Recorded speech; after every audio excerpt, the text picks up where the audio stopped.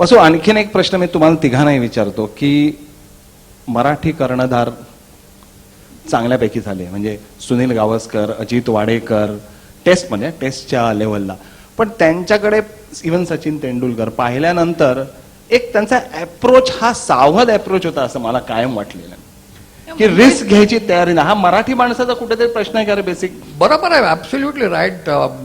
काय पप्पू ना, बापूजी एक थोडे उशिरा मुंबईला खेळायला आले, पण त्याच्या आधी सुद्धा आपण जिंकत नसलो तर दुसऱ्याला जिंकू देणार नाही, ही एक ॲटिट्यूड असायची, and that created a lot of negative cricket. पण त्याच्या मागे एक मुख्य गोष्ट काय होती की ordinary players because of excellent wickets at stadium, म्हणजे ते असं म्हणतात की स्टेडियमवर पूर्वी विजय मर्चंट स्वतः रोलर चालवायचा, की बाबा एक आठवडाभर बॅटिंग करायचे, काय प्रॉब्लेम नाही, इतकी चांगली विकेट असायची.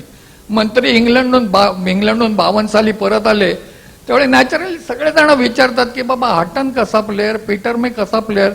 म्हटलं माधवराव हटन किती चांगला?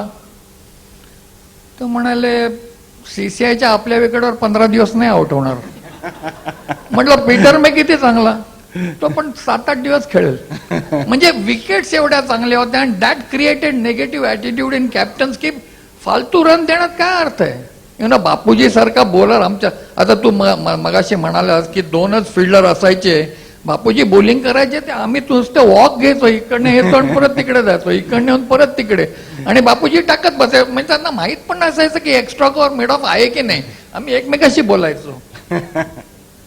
वासूचं एक ते अतिशयोक्तीपूर्ण बोलणं फार छान असतं. लेन हटनचा म्हणून त्याने सांगितलं, मला आठवण आली, एकदा एक प्लेअर त्याच्याकडे विचारायला की काय झालं, तर वासून त्याला विचारलं काय झालं रे तुला, तर म्हणाला आउटस्विंग गेला चांगला. तर वासू म्हणाले की आउटस्विंग कोणी टाकायचंच नाही का, जर क्रिकेटमध्ये आउटस्विंग नसताना तर लेन हटननी 1,05,000 रन्स केले असते म्हणाला. वासूचे जे किस्से सांगितले ते इथेच 3 तास जातील सगळे, काही त्यालाच सांगायला सांगतो मी. पण बापूजी, तुम्हाला असं काय वाटतं की इंडियन कॅप्टन हा खरोखर मराठी माणसाचा गुण आहे, सावधपणा?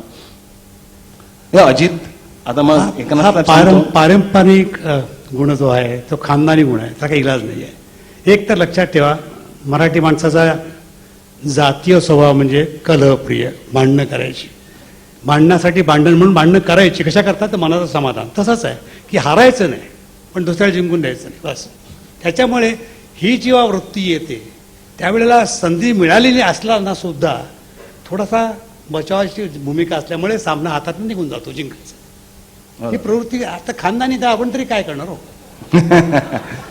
एकनाथ, तू अजितच्या अंडर खेळलायस, तुझा काय अनुभव आहे? तुम्ही मराठी आहेस परत.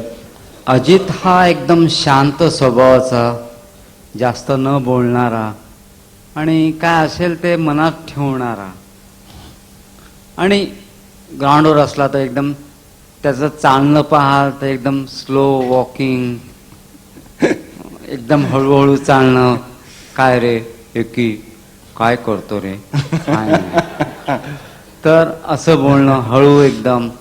तर आणि डॅशिंगनेस नव्हता, पण ही was a very shrewd captain, intelligent captain होता.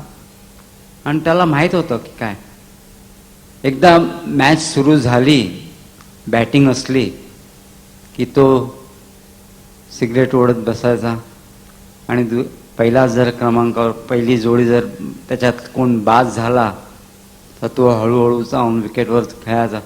आणि आल्यानंतर समजा लंच टाईम असेल किंवा आउट होणं आल्यानंतर पुन्हा एक त्याचं पुस्तक असायचं, ते काढून सिगरेट पीत बसायचं. बाकीचं काय कॅप्टन असो की कोणीही असू दे, एकी जाऊन बघ रे किती रन झाल्या, कोण बाद झाला.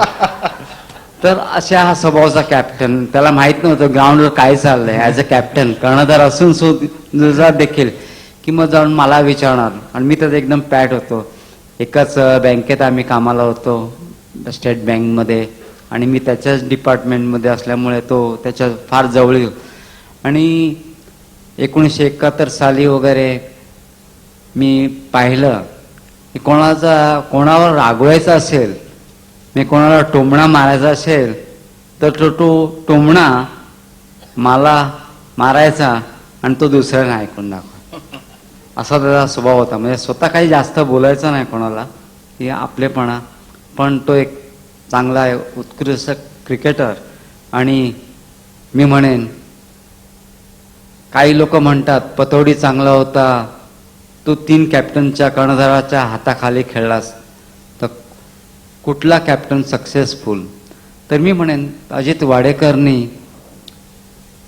क्रिकेटमध्ये जिंकावं कसं, पहिल्यांदी 1971 साली आम्ही वेस्ट इंडिजला जिंकून आलो, नंतर इंग्लंडला 1971 साली हरवून पुन्हा आलो, आणि 1972 साली इंग्लंडचा जो दौरा इंग्लंड संघाने केला, तर त्यामध्ये देखील आम्ही ती मालिका जिंकली होती. तर त्यामुळे मला वाटते तो he was a most successful कर्णधार, आणि म्हणून मी अजितला मानतो. Pataudi was a dashing cricketer. त्यांनी क्रिकेटमध्ये नवीन चैतन्य आणलं, नवीन एक संघभावना निर्माण केली, परंतु त्याची फळं वाडेकरला मिळाली. बापूजी, अॅक्युरसी बद्दल तुमच्या आता बरंच बोललं गेलं, बॉलिंगच्या अॅक्युरेसी बद्दल, अचूकपणाबद्दल. तुम्ही नेमकं काय केलं आणि आजचे बॉलर्स नेमकं काय करत नाहीयेत? त्यांचे चेंडू कसे बाहेर जातात? नाही, तुम्ही हल्लीचं क्रिकेट मागच्या क्रिकेटमध्ये कम्पेअर करू नका. एक लक्षात ठेवा, you are talking on different planes all together. आज पैसे जास्त आहे सर. नाही, पैसे नाही, इंटेन्सिटी खेळाची बात किती आहे. 11 महिने तुम्ही क्रिकेट खेळता, त्या क्रिकेटवरून विचार कधी करणार? तुम्हाला चुका सुधारायला तुम्हाला विचार करायला वेळ तर पाहिजे. ऍडव्हर्टाइजमेंट करू शकता हे तुम्ही. पहिलं कारण मुख्य. दुसरं, one day cricket. One day cricket तुम्ही मध्ये बॉलिंग काय शिकणार मला सांगा ना. 10 ओव्हरमध्ये तुम्ही काय बॉलिंग शिकणार सांगा मला. मग तुम्ही माझ्या प्रश्नच जरा बेसिक चुकीचा आहे, इन द सेन्स की मागचं क्रिकेट आणि हल्लीचं क्रिकेटमध्ये फार फरक आहे. क्रिकेट वाईट आहे असं म्हणत नाही मी, क्रिकेट चांगलं आहे, परंतु शिकण्याच्या दृष्टीने हे क्रिकेट चांगलं नाही, अजिबात नाही. तुम्ही कसे शिकलात ते महत्वाचं आहे. मी कसा शिकलो आपल्याला विश्वास बसेल माहीत नाही, परंतु माझी बॉलिंग सुधारण्याकरता 2 बॅट्समन फार जबाबदार आहेत. एक म्हणजे मांजरेकर, जो माझ्या बॉलिंगचा टप्पाच पडू देत नाही पहिल्यांदा. त्या माणसाने मला स्पिन बॉलिंग कुठे आणि कशी करायची हे शिकवलं. दुसरं, ॲक्युरेसी तुम्ही म्हणताय. माझ्याबरोबर एक नाना दोषी म्हणून एक यष्टीरक्षक होता, तो बारला विचारा, माझा खास दोस्त पुण्याचा. त्याला विकेट किपिंग शिकायची आणि मला बॉलिंग शिकायची, म्हणून तो एकटा वासू माझ्या बॉलिंगसाठी 1.5 तास 2 तास तिथे बसायचा आणि प्रत्येक बॉल मला सांगायचा बरोबर आहे, चुकीचं आहे, बरोबर आहे, चुकीचं आहे, आणि परत आणून द्यायचा. त्याच्यामुळे त्याचं विकेट किपिंग सुधारलं आणि माझं बॉलिंग सुधारलं. ही सरळ गोष्ट आहे. क्या बात आहे. आज मला सांगा की कुठला क्रिकेटपटू इतकी मेहनत घ्यायला तयार आहे? पहिलं वेळ पण नाही आहे. तेच सांगतो, राईट. हे मुख्य कारण तुमचं क्रिकेटच्या पद्धतीच बदलल्या आहेत. मशिदीत दर शुक्रवारी जाणं आणि टेस्ट मॅचला जाणं सेम आहे. Exactly, तसंच झालंय ना. मग शिकण्याची वेळ कुठे आहे? बोलला बापूजी न, त्या सनीची इम्रानची टीम आली होती त्यावेळी सनीचा ऍक्च्युली सनी त्याची 100 टेस्ट मॅच पाकिस्तानमध्ये खेळला, तर त्याचे खूप लाड केले होते तिथे. म्हणजे या आळसावरनं मी गोष्ट सांगतोय तुम्हाला की झियानी त्याला स्वतःच्या बाजूला बसवून त्याला अक्षरशः सोन्याचा मुकुट दिला होता.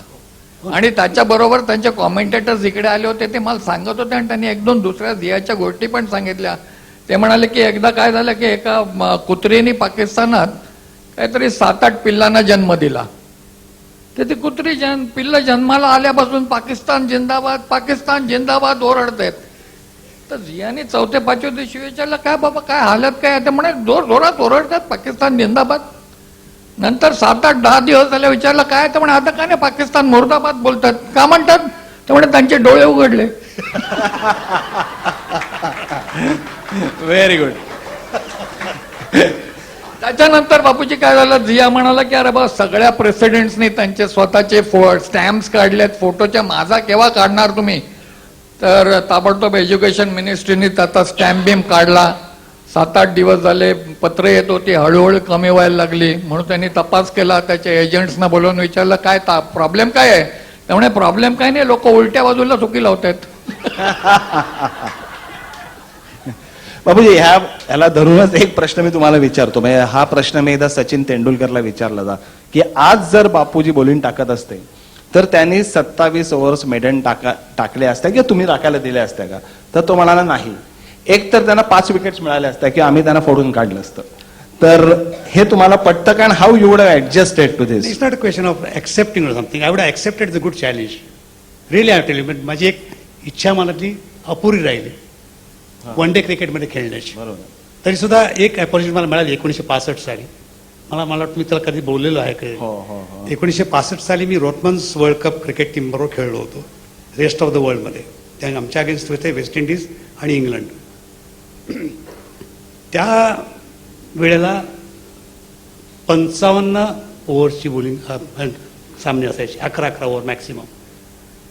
वेस्ट इंडिजच्या संघाविरुद्ध मी 11 ओव्हर्स टाकल्या, 2 नाबाद, 2 षटकं मेड्स आणि 3 विकेट्स मी घेतल्या. नंतर इंग्लंडच्या विरुद्ध खेळलो, 11 ओव्हर्स 4 मेड, 33 रन्स आणि 4 विकेट. Very good. म्हणजे तितकासा काही वाईट नव्हतो मी वन डेला. नाही नाही नाही नाही बापूजी, वाईटचा नाही, प्रश्न नाही, नाही आहे बापूजी. म्हणजे मला पण एक तुम्हाला सांगतो. आणि तू सचिनला विचारल्याबद्दल ठीक आहे, पण बापूजींना मारणं म्हणजे अक्षरशः हातावर घेऊन खेळण्यासारखं आहे. नाही, तेंडुलकर म्हणा ते स्टेटमेंट अगदी बरोबर आहे. Because you have to have approach of do and die. Bapuji, मी तुमच्या बरोबर जवळजवळ तुमची अख्खी करिअर मुंबईत होती तोपर्यंत खेळलो. हो, मला फक्त एक इनिंग आठवते, जयेंद्र घोरपडेने बापूजींना मारलेला एक इनिंग आठवते. ती बडोद्याची. हे ना 11 वर्षात एक इनिंग. काय प्रपोर्शन आहे का? काय वैद्य प्रपोर्शन आहे का याच्यात काय? ऑस्ट्रेलियन्स पण तुम्हाला कधी स्टेप आउट मारत नव्हते ना? अरे ऑस्ट्रेलियाच्या against if I mistake not, इथे वैद्य बसले आहेत, ते सांगतील 55 ओव्हर 16 मेडन्स 101 रन आणि 6 विकेट Yes. सीसीआयच्या पाट्यावरती. येस, तर व्हेरी एक गुड. ती मॅच मी पाहिले लहानपणी. ती बापूजींनी जो पीटर बर्जला आउट केलं होतं, तर तो मला अजून आठवतोय. त्याने स्वीप केलेला आणि त्याने बोल ना, सांग ना. इतक्या चपळाईने मला वाटतं चंद्रशेखरने त्याचा झेल घेतला होता स्क्वेअर लेगला. तर म्हणून तो मला किस्सा आठवतो की आणि बापूजींच्या 6 विकेट. जरा कुठलाही बॅट्समन पाठी खेळला की तो LBW किंवा पायचेत म्हणून ठरायचा. बरोबर आहे की, कारण काय आहे ना, बापूजींना म्हणजे बापूजी नेहमी माझ्यावर चिडतात ही गोष्ट सांगितली की, पण बापूजींनी इतके LBW घेतात ना की त्यांच्याकडे राईट नी कॅपची एजन्सी होती.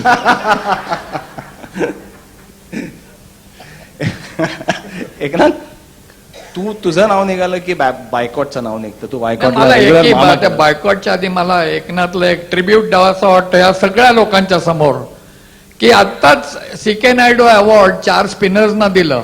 ज्या ज्या वेळी आपण 4 स्पिनरची गोष्ट करतो त्या त्यावेळी एकनाथ सोळकरचं नाव त्यांच्या बरोबर घेतलंच गेलं पाहिजे, नाहीतर त्यांच्या कॅचेसची काही किंमत नाही आपल्याला. बरोबर. बायकॉट. बॉयकॉट बद्दल सांगायचं म्हणजे अशोक मनकडचं दैवत म्हणजे बॉयकॉट. त्याच्या घरात फोटो आहे बॉयकॉटचा की त्याला तो सकाळी जाऊन नमस्कार करतो वगैरे.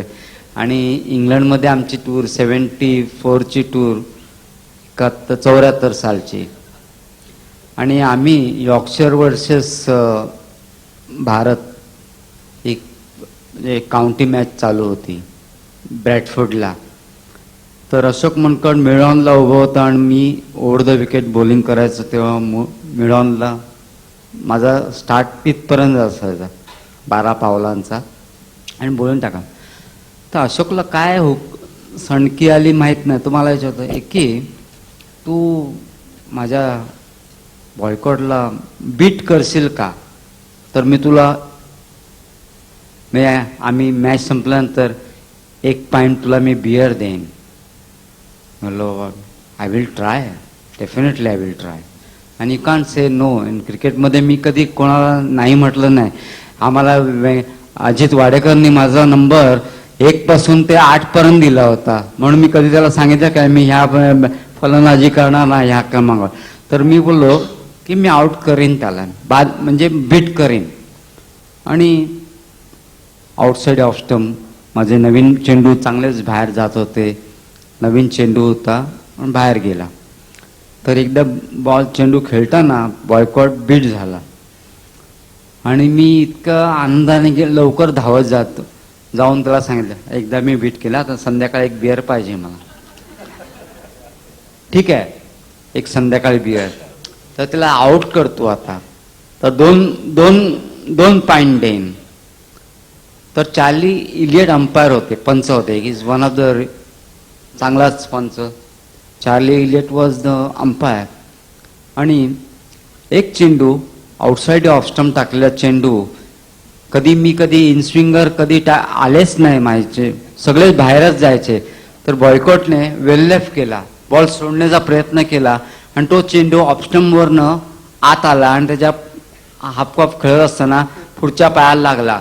आणि मी नुसतं अपील केला असं, आवाज दॅट अंपायर. तो चार्ली इलियटनी लगेच आउट दिलं त्याला.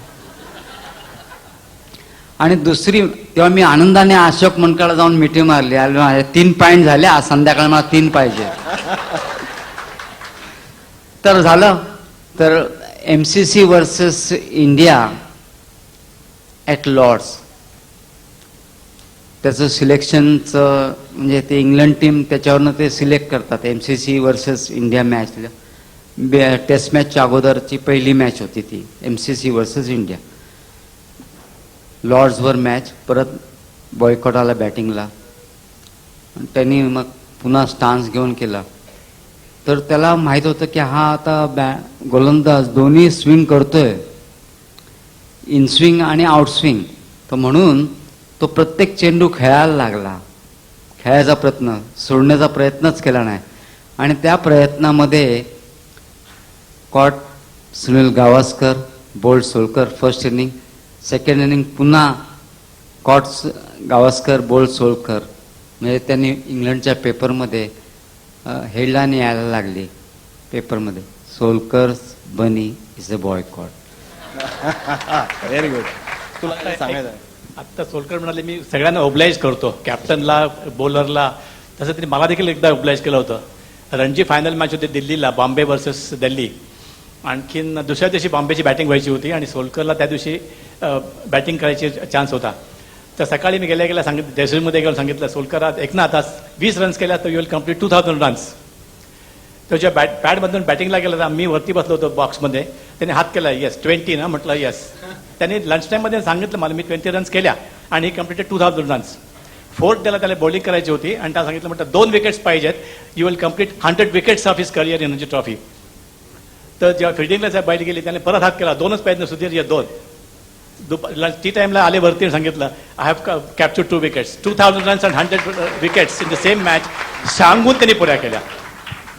सुधीरने एक मराठी क्रिकेटपटूंची मोठी लिस्ट केलेली आहे की किती आहेत ते, कसे आहेत. तर त्यातले काही सिलेक्टिव्ह आपण घेऊया आणि यांच्याकडे त्यांच्याबद्दल खूप प्रचंड किस्से आहेत. फक्त मेन घेतो मी, एखादा राहिला तर मी काय मुद्दाम काढलेला तो नाहीये.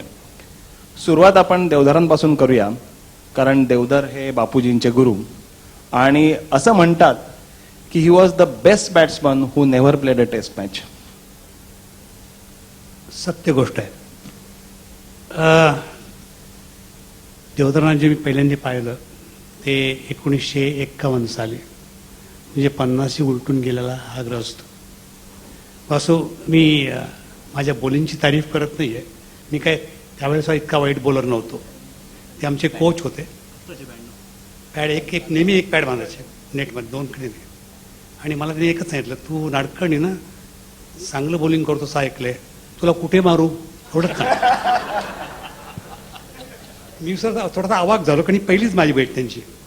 तर म्हटलं, असं काय विचारताय, हे तुम्हाला सांग ना कुठे मारू, तिकडे मारतो तुला. म्हटलं असं नका सांगू. मी म्हटलं सर असं म्हणण्यापेक्षा मी कसं बॉलिंग टाकतो एवढंच फक्त सांगा, तुम्ही कुठेही मारा म्हटलं, मला काय प्रॉब्लेम नाही. आणि या ग्रस्तांनी त्यावेळेला अक्षरशः त्यांची एक चेंडूला उंची द्यायची जी पद्धत होती ती गोटी करायची बॉलची, अक्षरशः इतक्यावरती मारायची. आणि प्रत्येक वेळेला Bapu mid on, Bapu mid wicket, Bapu over the long off, आणि तो बॉल तिकडेच जायचा. पण त्याच्यामुळे एक फायदा झाला. त्यांना म्हटलं सर माझी लेंथ चुकते का? नाही रे, लेंथ चुकत नाहीये, तिथेच आहे, चांगलं आहे, चालू दे असं. वसू तुझं आणि देवधरांचे खूप चांगलं. Tatya, for my money was probably a fantastic cricketer यार. मला आई वडिलांनी SSCच्या वेळी पुण्याला पाठवला होता, अजोळी. ते तू तिकडे जा म्हणजे पास होशील नाही तर इकडे कधी पास होणार नाहीस. मग मी पुण्याला गेलो होतो आणि मी क्लब ऑफ महाराष्ट्राला मेंबर झालो होतो. इकडे डॉक्टर अशोक बादेकर बसलाय, तो त्यांनी 1-2-4 मॅचेस माझ्या पाहिल्या असतील. पण मी सांगतो तुला पप्पू, मी त्यावेळी लेफ्ट आर्म स्पिन बॉलिंग करत होतो. बापूजीने एवढा एक्युरेट नव्हतो पण यंग होतो, म्हणजे चिकार खुजली चिकार होती अंगात. आणि तात्या धोतर नेसून स्लिपमध्ये फिल्डिंग करायचे आणि डायव्हिंग कॅचेस घ्यायचे. माझ्या बहिणीला 2-3 कॅचेस घे ना, मी थक्क झालो होतो. म्हटलं तात्या काय, तू टाक मी पकडतोय. म्हणजे हा माणूस इतका खाष्ट भटजी ना. मी तात्या त्याच्यानंतर मी कधीही पुण्याला गेलो तर तात्यांना पाया पडल्याशिवाय परत यायचो नाही. तर तात्या 96 वर्षाचे होते म्हणून मी एकदा त्यांना पाया पडायला गेलो PYCच्या मागे. आणि माझा मामा पण, त्याचं पण नाव परांजपेच होतं, समाव इट वॉज परांजपे, आणि तो महाराष्ट्राला खेळला होता. त्यांनी पण मला तात्यांचे खूप किस्से सांगितले. ऍक्च्युली त्या दोघांचा एक 7th विकेट करताना 357 रन्सचा एक रेकॉर्ड आहे. तर मी तात्यांना नमस्कार केला आणि तात्या म्हटलं, तात्या सेंचुरी करणार ना? 96 होते ते. का तुला शंका आहे की काय? म्हटलं नाही, मला नाही शंका, पण इतकी म्हणजे जिद्द होती त्या माणसात. 52व्या वर्षी against Bombay he scored 250 not out. 48व्या वर्षी against Bombay he scored 100 in each inning. अरे 52व्या वर्षी प्रेझेंट क्रिकेटरला कुबडी घेऊन तिथपर्यंत जाता येणार नाही. म्हणजे सांगायचेत काय, ते हाडाचे क्रिकेटर होते. माझा एक गुजराती मित्र होता टाटामध्ये पप्पू, तो नेहमी सांगायचा, मारी वखते બધા ધરમના ક્રિકેટર હતા, એના પછી બધા કરમના થયા, હવે બધા ભરમના છે. आजच्या प्लेयर्सना 25 वर्षी धावता येत नाही अजून. तर कुठे चालणार ते 52व्या वर्षी? नाही, सगळे आणि खोटे गुडघे किती दिवस चालणार? आणखी एक गोष्ट तात्यांची आठवण मला. पुणा क्लबवर मॅच खेळत होते. मला वाटतं गरुडाचार म्हणून एक बॉलर होता मुंबईचा. BK गरुडा. हा, लेग स्पिन गुगली टाकायचा. तात्यांना गुगली कळला का नाही कळला माहित नाही, का बॅट उशीर आली आणि तात्या एलबीडू झाले. विश्वास ठेवा मंडळी, गोष्ट घडलेली आहे, सत्य गोष्ट आहे. हे ग्रस्त परत आले आउट होऊन, पॅड सोडली, बॅट काढली, ग्लोव्ज काढले आणि आरशासमोर खरोखर 50 थोबाडीत मारून घेतल्या. अरे गधड्या, तुला गुगली नाही समजला, कशाला खेळतोस क्रिकेट इतकी वर्ष? जी सिन्सिरिटी बघा माणसाची, त्या गेमवरची निष्ठा बघा किती. अशी निष्ठावान खेळू त्याच वेळेला बघायला मिळाले. आता फारशी मिळत नाही. आता निष्ठा जरा, निष्ठेचं पात्र जरा वाढायला चालेल, दुसरीकडे जायला लागलं. आणि आता बापूजी तेवढं येणं, we are not all that dedicated devoted people. ना आता काय आहे ना, तुला एक महाराष्ट्र प्लेअरचा एक किस्सा सांगतो. आपल्या वसंत रांजणेचा मुलगा एक 2-3 वर्ष फर्स्ट क्लास बॉलिंग करत होता. तर वसंत बोलला, बघ ना वासू, त्याला कुठेतरी मुंबईला बघ ना, लाव ना. म्हटलं मी त्याला मुंबईला नक्की लावतो, पण त्याला तिकडे राहायला लागेल. तो नाही, तिकडे राहणं कठीण आहे बाबा, त्याला त्याच्या आजीचा फार लळा आहे यार, तिकडे राहता येत नाही. म्हणून मी म्हटलं मग त्याच्या आजीला पण आम्ही घेतो आणि स्लीपमध्ये ठेवतो. ना त्याच्यानंतर तो बोला, नाही आय एम सॉरी. म्हटलं सॉरी काय, याला काय सॉरी कसलं म्हणतोस तू? आजीला स्लीपमध्ये ठेवतो, ये तू.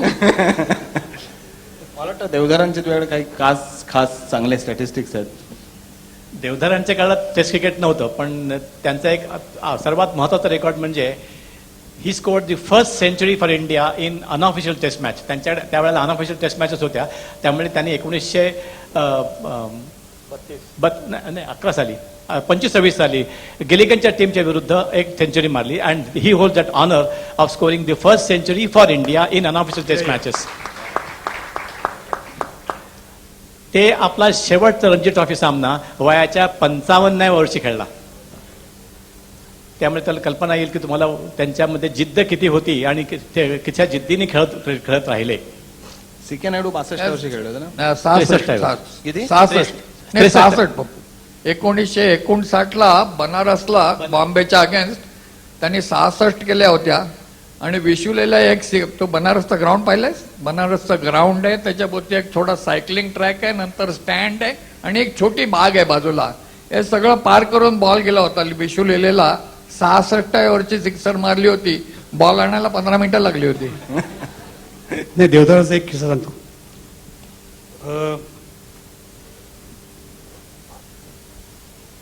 या ग्रस्तांनी मला क्रिकेटर बनवलं. मी खरा बॅडमिंटनचा खेळाडू. माझं first love for the game is badminton. Cricket was secondary. ह्या रस्त्याने माझे दोन्ही खेळ पाहिले होते, अगदी जवळून पाहिले होते. आणि मी वेस्ट इंडियाच्या क्वार्टर फायनलमध्ये मला नंदू नाटेकरच्या बरोबर खेळायची संधी मिळाली. त्याच दिवशी महाराष्ट्र रणजी ट्रॉफी संघ निवडला गेला. माझं नाव तिकडे क्रिकेटमध्ये सिलेक्ट झालं. देवदारांनी काय केलं मला न सांगता, सरळ निघाले सायकलवरून ते लक्ष्मी क्रीडा मंदिरमध्ये गेले, कारण त्यांना माहिती होती माझी संध्याकाळी मॅच आहे. त्यांनी तिकडे दाजीनाथून सांगितलं, दाजीनाथू सेक्रेटरी होते असोसिएशन बॅडमिंटनच्या, की बापू येणार नाही, ते रणजी ट्रॉफीला सिलेक्ट झाले, तुम्ही त्यांना सांगा नंदू नाटेकर की त्यांची मॅच नाही आहे, त्यांना वॉकर मिळाला आहे. मी आपला वासू, मला खेळायची जिद्द फार होती रे, आणि एस्पेशली नंदू नाटेकरच्या वेळी खेळावं. 15ला हारलं तर चालेल, पण आपण कुठे आहोत हे तरी कळेल ना, ही इच्छा फार. तर मी सिलेक्शन कमिटीकडनं परवानगी घेऊन निघालो. SP ला आलो, आंघोळ केली, कपडे बदलले, बॅडमिंटनच्या शॉर्ट्समध्ये बूट घेऊन निघालो. तिकडे गेलो तर काय कोणीच नाही कोर्टावर. दाजीनाथू फक्त होते. हो म्हटलं माझी मॅच आहे. नाही नाही, तिकडनं निरोप आला आहे तात्यांचा, तुम्ही कोल्हापूरच्या गाडीत जा 11 वाजता बसायला, तिकडे खेळा खेळा. त्यावेळेला मी रागवलो, खरोखर रागवलो. एक जिद्द होती माझ्याकडे की आपण बघूया काय कुठे टिकतो. आपण जे आता तुम्ही बॅडमिंटनचं बोलताय म्हणून आता इकडे विमलाताई बसले आहेत, हो. तर रांगणेकरांनी मला एक सांगितलेला किस्सा तुम्हाला सांगतो. 46 साली Rangnekar was as good a badminton player as cricketer, and probably he was more brilliant batsman than Ajit Wadekar, which for me is difficult to digest. पण तरी सुद्धा त्यांनी सांगितलं की विजय मर्चंटने येऊन सांगितलं, अरे ते काय बॅडमिंटन काय खेळतो तू, क्रिकेटला तुला इंग्लंडला जायचंय माझ्या टीम बरोबर. हे बॅडमिंटनला गेले नाहीत आणि क्रिकेटलाही घेतला नाही. खंडू रांगणेकर आणि सोहनी हे दोघेही ठाण्यातलेच. तर मला वाटतं रांगणेकरांचं आणि तुमचं चांगलं होतं, वासूचं आणि तर म्हणजे वासूच्या कोणाशीही चांगलं होतं. नाही नाही, माझं पप्पू काय आहे, माझं घर माटुंग्याला आहे. चर्चगेट मधनं माटुंगा ठाण्याला जायला माटुंग्याला पास करायलाच लागतं. तर पहिला स्टॉप माझ्या घरी असायचा, आणि नंतर मग हळूहळू बाकीचे स्टेशन घेत गाडी जायची. परत ब्रॅडमन हा तुमच्या दोघांचा कॉमन विषय असेल. प्रश्नच नाही. अच्छा, सोहनींबद्दल तू मगाशी काहीतरी मला एक चांगला किस्सा सांगत होतास. नाही पप्पू काय झालं म्हणजे असते, ही गोष्ट सत्य गोष्ट आहे. सोनींचे चिरंजीव इकडे आहेत, त्यांच्या देखत सांगायला म्हणजे I hope he won't mind that मी काय नावं वगैरे घेतोय ना, तुम्ही घरी गेल्यानंतर विसरून जा, उगाच चौगाच राग बीग मानू नका कोणी. तर असं म्हणतात की सोनीने पहिल्यांदा ज्यावेळी ब्रॅडमनला बाउन्सर टाकला बापूजी, त्यावेळी Bradman he was surprise and he fail down, की हा माणूस मला काय बंपर टाकतो असं. तर त्याच्यानंतर of course he was on his guard, आणि त्यावेळी दुसरा बाउन्सर टाकला ना, त्यावेळी ब्रॅडमननी टेनिस शॉट मारला आणि सोनी मास्तर पडले होते. म्हणजे हे सत्य गोष्ट आहे बापूजी. असं म्हणतात की ज्यावेळी लारूड ब्रॅडमनला बाउन्सर टाकायचा त्यावेळी he could see the seam of the ball, पण दत्तू फडकर टाकायचा त्यावेळी he could read the manufacturers name.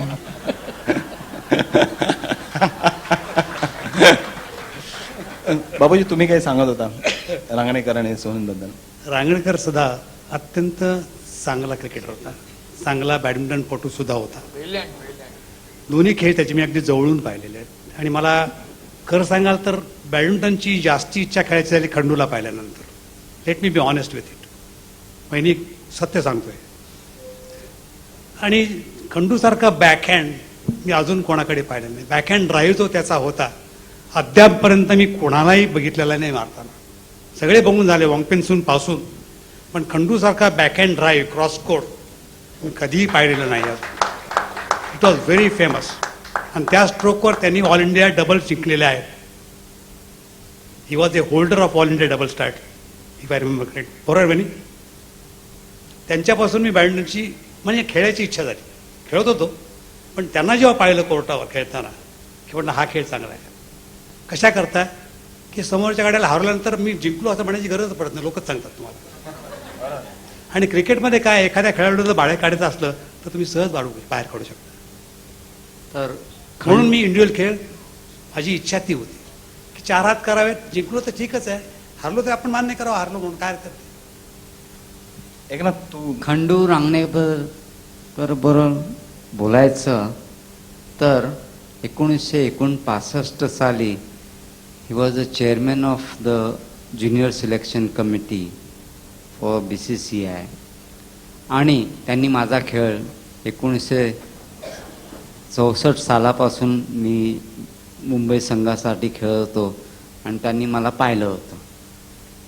तर त्याच वेळेला 1965-66 साली इंग्लंडचा स्कूल संघ भारतात येणार होता आणि मला सांगितलं त्यांनी, खंडू रांगणेकरने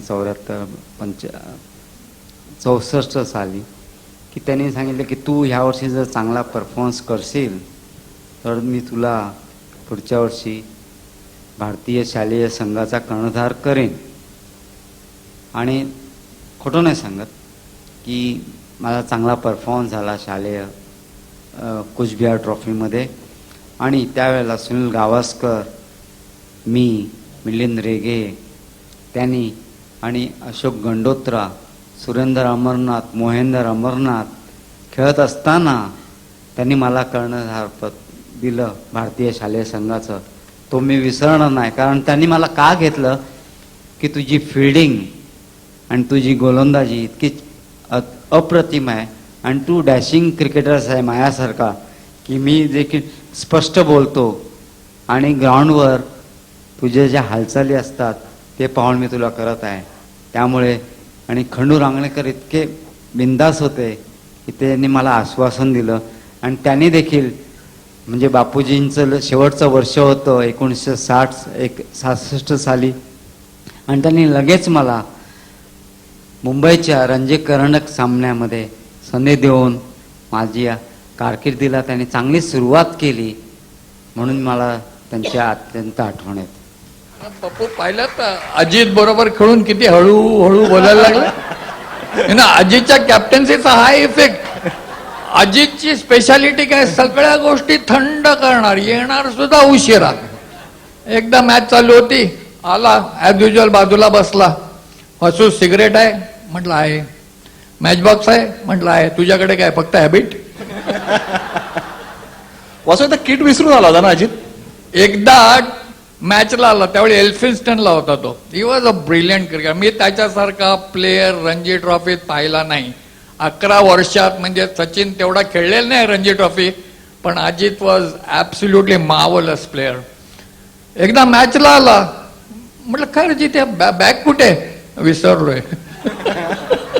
मग मॅचला आलास कशाला. बरं, आता आपण तुमच्या दोघांच्या आवडत्या प्लेअरकडे वळूया, विजय हजारे. आज सुनीलच्या काळात जर विजय हजारे खेळत असते तर त्यांच्याही 10,000 रन झाले असतात, 3400 झाले असतात, तुला वाटतं? पप्पू मला बाकीचे रेकॉर्ड माहित नाहीत, पण सुनीलने 10,000 केलेत आणि सचिनने पण आता तर 10,000. सचिनचा एक रेकॉर्ड जो करेल ना, विच विल बी 100 इंटरनॅशनल, म्हणजे टेस्ट मॅच आणि वन डे धरून त्याच्या 100 सेंचुरीज होत्या, विच विल रिमेन अनपॅरलड. पण तरी सुद्धा एक गोष्ट तुला सांगतो की दादानी ज्या 2,000 रन्स केल्या ना, they are faster than either Sachin's और सुनील्स. आणि तरी त्यांना असं डिफेन्सिव्ह बॅट्समन म्हणायचे. हो, त्यांना म्हणायचे, म्हणजे ते जायचे बॅटिंगला तेवढे म्हणे लोक झोपायचे. म्हटलं ते मला माहित नाही, पण ते स्वतः झोपायचे एवढं मला माहित नाही. बापूजी, तुमच्याकडे त्यांचा एक चांगला किस्सा आहे, त्या दिवशी मला तुम्ही सांगत होतात हजारेंचा. 1951ची गोष्ट आहे. मी जेव्हा प्रथम 14 खेळाडूंना मिळालो भारतीय संघाच्या, मला वाटतं सेकंड कॉमनवेल्थ होती, मला वाटतं रिमेंबर करेक्टली, सेकंड, हां, पहिले 49 सेकंड कॉमनवेल्थ. आणि हजारांना माहीत होतं की मी चांगला गोलंदाजी करतो, परफेक्ट आहे. सकाळी पप्पू 7:30ला माझ्या दारावर नॉक. मी दरवाजा उघडला CCIचा, मला वाटलं चहा घेऊन आला कोणी म्हणून. पहिले तर समोर राव उभे, कारण आम्ही त्यांना राव म्हणायचो, दादा नाही आम्ही राव म्हणायचो. म्हटलं राव काय बोला, काय तयार झाले का तुम्ही, असं नागभरती करून बोलायचे नाही, काय तयार आहे का तुम्ही. म्हटलं तर काय बोला, काय सेवा करू. नाही थोडंसं बॉलिंग करावं, जरा बॉल दिसत नाही आहे. मी म्हटलं काय मस्करी करता सर, बॉल दिसत नाही. नाही तसं नाही हो, पण आता टेस्ट मॅच आहे, जरा वॉर्मअप झालेलं बरं. मी गेलो बॉलिंग करायला नेट्समध्ये CCIला 7:30 सकाळी. 9:15 पर्यंत बॉलिंग करत होतो. राव थकलात का मला विचारत. नाही म्हटलं तुम्ही थकलात नाही तर मी पण नाही थकलो. नाही अजून बॉल दिसत नाही हो. म्हटलं सर एक मिनिट. म्हटलं I won't agree to this statement. काय झालं. म्हटलं तुमची बॅट बघा ना, सगळे बॉल मध्येच बसलेत. दिसत नाही म्हणजे न दिसता बॉल तुम्ही तिकडनं दिसलं तर काय कराल म्हणजे तुम्ही. आणि हा ग्रस्त रोज माझ्याकडनं 1.5 तास गोलंदाजी टेस्ट मॅच चालू असताना सुद्धा करून घ्यायचा नेटमध्ये इतकं खेळून परत 5.5 तास झोपायचे आणि प्रेक्षक पण झोपायचे, पण हजारे नॉट आउट. पप्पू हजारे आणखीन अजित म्हणजे कोण हळू जास्त बोलतोय कॉम्पिटिशन ना, म्हणजे काहीतरी 15 दिवस सहज चालेल. आणि थंड म्हणजे इतका थंड माणूस. मी नेहमी बडोद्याला गेलो की आपण माझं एक सवय आहे, जिथे जिथे ओल्ड क्रिकेटर्स आहेत त्यांना जाऊन नमस्कार करायचा. मी दादांच्याकडे गेलो आणि दादांचा माझा तसा बराच संबंध होता, कारण दादा ज्या वेळी मद्रासला खेळले त्यावेळी ते माझ्या बहिणीच्या घरी राहायचे. तर मी दादांना क्रिकेट नाही, आम्ही नॅचरली गेलो की आणि काय बोलणार क्रिकेट. म्हटलं दादा त्या ऑस्ट्रेलियाच्या फर्स्ट टेस्ट मॅचला काय झालं तुम्ही, अरे काय ते तिथे 22ला 2 होत्या. म्हटलं दादा त्या मेलबर्नला पण तुम्ही तिथे 13ला 3 होत्या. हे असं सारखं हे चालू होतं. म्हणून मी विचारलं मग दादा तुम्ही एकदाही 3 नंबर वगैरे का नाही गेला. असे आड्याकडे बघत बसले होते 5-10 मिनिटं आणि नंतर म्हटलं दादा अरे काय आहे हा प्रश्न मला कधी कोणी विचारलाच नाही. हजारांचे काही इंटरेस्टिंग स्टॅटिस्टिक्स आहे. म्हणजे एकदा चिन्नेला 4 असताना ते बॅटिंगला आले आणि पहिला बॉल त्यांनी बाउंड्रीवर मारला लीड्सला. हजारेंचा सर्वात मोठा मान म्हणजे भारताला जो पहिला विजय मिळाला तो हजारेंच्या नेतृत्वाखाली. 1951-52ची 5वी टेस्ट हजारेंनी जिंकली मद्रासला, आणि त्या विनुमनकडे जरी चांगला परफॉर्मन्स केला तरी हजारे त्या मॅचमध्ये कर्णधार होते. तो त्या भारताचा सर्वात मोठा विजय म्हणजे पहिला विजय तो हजारेंच्या नेतृत्वाखाली मिळाला. दुसरं हजारेंचं महत्वाचं म्हणजे आपण म्हणतो की ते फार स्लो खेळतात किंवा झोपी जातात वगैरे, पण त्यांचा पेंटँगलसमध्ये एक रेकॉर्ड आहे, वर्ल्ड रेकॉर्ड आहे की 1943 साली rest of India versus Parsis, त्यामध्ये रेस्टने 387 केल्या. त्यावेळेला विजय मर्चंट आणि विजय हजारे यांची स्पर्धा असायची. आधीच्या मॅचला 250 केल्या की हे हजारे 200 करायचे की 300 करायचे. प्रत्येक मॅचला दोघं जण एकमेकांच्या विरुद्ध कुरघोडी करायचे. पण ह्या मॅचला हजारेंनी 387 पैकी 309 धावा केल्या. कोण म्हणाल तुम्ही झोपल्या होता म्हणून हजारे झोपतात बॅटिंग करताना. आणखीन सुधीर ते 294ला CS नायडूला स्ट्रेट स्क्रीनवर सिक्सर मारून 300 केल्या. राईट, 309 धावा 387 मध्ये. आणि त्यांचे बंधू विवेक हजारे त्यांच्या काहीतरी 20 धावा होत्या. 19. अशा प्रकारे त्यांनी मोनोपोली म्हणतात किती त्याचं टक्केवारी काढली तर जवळजवळ 90% त्याची कॉन्ट्रीब्युशन आहे त्या टोटलमध्ये. तर अशा प्रकारची त्यांनी फलंदाजी केलेली आहे. हा त्यांचा एक जगातला सर्वात मोठा विक्रम आहे.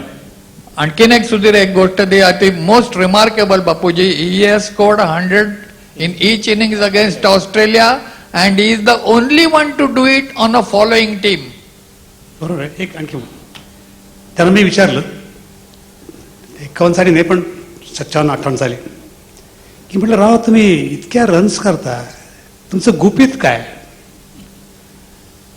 काही नाही हो, अगदी साधं आहे.